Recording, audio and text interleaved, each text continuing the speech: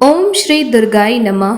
प्रिय श्रोताओं, नवरात्रि के अष्टमी और नवमी तिथि पर कन्या पूजन का विशेष महत्व है। इस दो तिथियों में की गई कन्या पूजा की ऐसी मान्यता है कि माँ दुर्गा स्वयं 9 स्वरूपों में आकर भक्तों को साक्षात कन्याओं के रूप में दर्शन देती हैं और उसके परिवारजनों पर सदा सुखी संपन्न रहने का आशीर्वाद भी देती हैं। इसके अलावा शास्त्रों में जितना महत्व कन्या पूजन का माना गया है, उतना ही विशेष महत्व कन्या पूजन की कथा को सुनने का है। तो चलिए आरंभ करते हैं कन्या पूजन से जुड़ी विशेष पौराणिक कथा। कथा के अनुसार बहुत समय पहले, लगभग 700 वर्ष पहले, कटरा से कुछ दूरी पर स्थित हंसाली गांव में मां वैष्णव के परम भक्त श्रीधर रहते थे। वे निसंतान होने से अत्यंत दुखी रहा करते थे। एक दिन उन्होंने नवरात्रि पूजन के लिए कुंवारी कन्याओं को निमंत्रण दिया। मां वैष्णव तब कन्या वेश में उन्हीं के बीच आकर बैठ गईं। अपने भक्त श्रीधर को शायद दर्शन देना चाहती थीं। इसी इच्छा से मां उन कन्याओं के बीच आकर बैठीं। कन्या पूजन और भोजन और दक्षिणा के पश्चात सभी कन्याएं तो चली गईं, पर मां वैष्णो देवी वहीं रहीं और श्रीधर से बोली, मेरे प्रिय भक्त, सबको अपने घर पर भंडारे का निमंत्रण अब दे आओ। तब श्रीधर ने उस दिव्य कन्या की बात मानी और आसपास के गांवों में भंडारे का संदेश पहुंचा दिया। वहां से लौटकर आते समय गुरु गोरखनाथ और उनके शिष्य बाबा भैरवनाथ जी के साथ उनके दूसरे शिष्यों को भी भोजन का निमंत्रण दिया। भोजन का निमंत्रण पाकर सभी गांववासी अचंभित थे कि वह कौन सी कन्या है जो इतने सारे लोगों को भोजन करवाना चाहती है श्रीधर के माध्यम से। इसके बाद श्रीधर के घर में अनेक गांववासी आकर भोजन करने के लिए जमा हुए। तब कन्या रूपी मां वैष्णो देवी ने एक विचित्र पात्र से सभी को भोजन परोसना शुरू किया। भोजन परोसते हुए जब वह कन्या भैरवनाथ के पास गईं, तब उन्होंने कहा कि मैं तो खीर पूड़ी की जगह मांस खाऊंगा और मदिरा पान करूंगा। तब कन्या रूपी मां ने उन्हें समझाया कि यह ब्राह्मण के यहाँ का भोजन है, इसमें मांसाहार या तामसिक भोजन नहीं किया जा सकता। किंतु भैरवनाथ ने जानबूझकर अपनी बात पर अड़े रहे। जब भैरवनाथ ने उन कन्या को पकड़ना चाहा, तब मां ने उसके कपट को जान लिया और माता वायु रूप में बदलकर त्रिकुटा पर्वत की ओर चल पड़ी। भैरवनाथ भी उनके पीछे पीछे आ गए। ऐसी मान्यता है कि मां की रक्षा के लिए पवन पुत्र, अंजनी पुत्र श्री हनुमान जी भी थे। हनुमान जी को प्यास लगने पर माता ने उनके आग्रह पर धनुष से पहाड़ पर बाण चलाकर एक जलधारा निकाली और उस जलधारा में अपने केश धोए। आज भी यह पवित्र जलधारा बाण गंगा के नाम से जानी जाती है। इसके पवित्र जल को पीने या इसमें स्नान करने से श्रद्धालुओं की सारी थकावट और तकलीफें दूर हो जाती हैं। तब हनुमान जी की मदद से इस दौरान माता ने एक गुफा में प्रवेश कर 9 माह तक घोर तपस्या की। भैरवनाथ जी भी उनके पीछे पीछे वहां तक पहुंच गए। तब एक साधु ने भैरवनाथ से कहा कि तू जिसे एक साधारण सी कन्या समझ रहा है, वह कन्या कोई साधारण नहीं है। वह तो स्वयं आदि शक्ति परम जगदम्बा हैं। इसीलिए उस महाशक्ति का पीछा छोड़ दे, वो तेरे हाथ कभी नहीं लग सकती। भैरवनाथ ने साधु की बात नहीं मानी।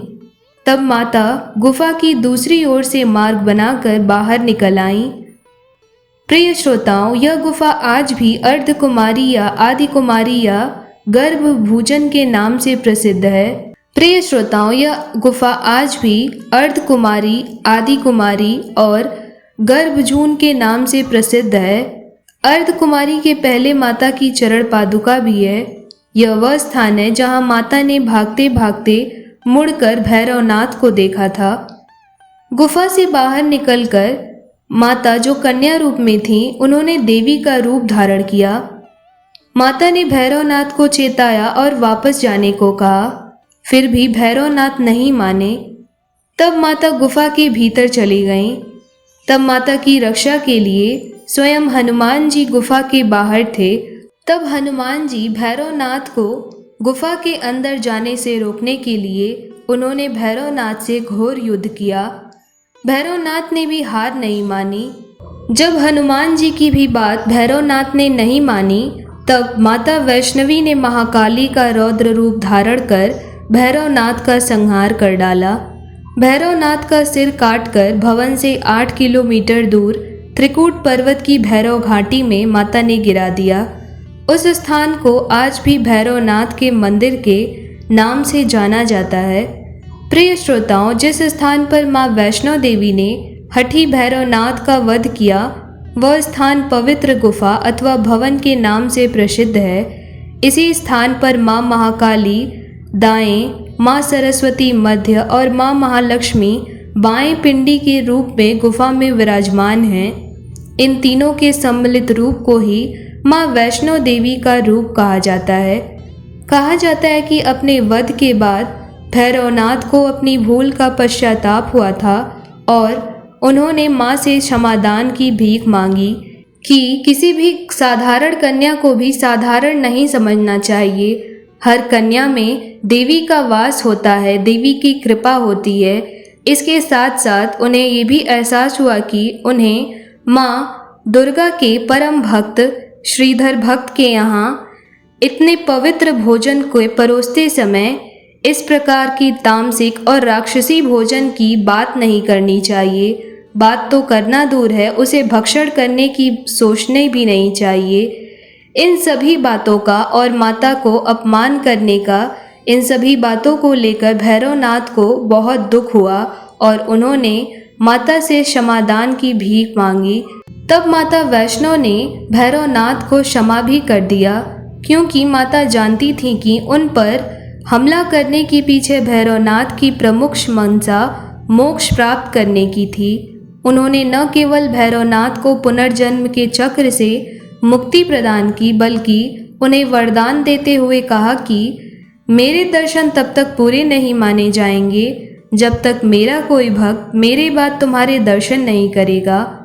प्रिय श्रोताओं, उसी मान्यताओं के अनुसार आज भी भक्त माँ वैष्णो देवी के दर्शन करने के बाद करीब 3.25 किलोमीटर की खड़ी चढ़ाई करके भैरवनाथ जी के दर्शन करने जाते हैं। इस बीच वैष्णो देवी ने 3 पिंड सिर सहित एक चट्टान का आकार ग्रहण किया और सदा के लिए ध्यान मग्न हो गईं। तब इसी बीच माँ दुर्गा के परम भक्त पंडित श्रीधर अधीर हो गए। सोचने लगे कि माता की अब पूजा वो कैसे करेंगे, नवरात्रों में कन्याओं को भोज कैसे कराएंगे।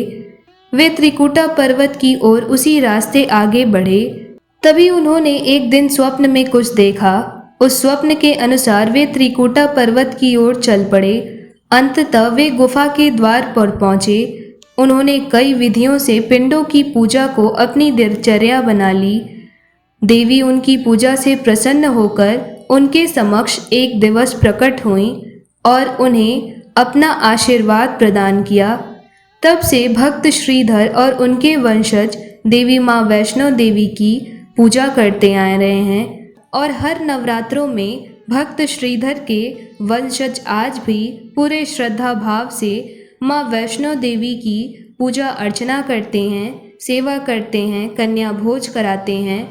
जिस भी साधन से माता को प्रसन्न किया जा सके उस तरीके से आज भी भक्त श्रीधर के वंशज माता की पूजा में मग्न हैं।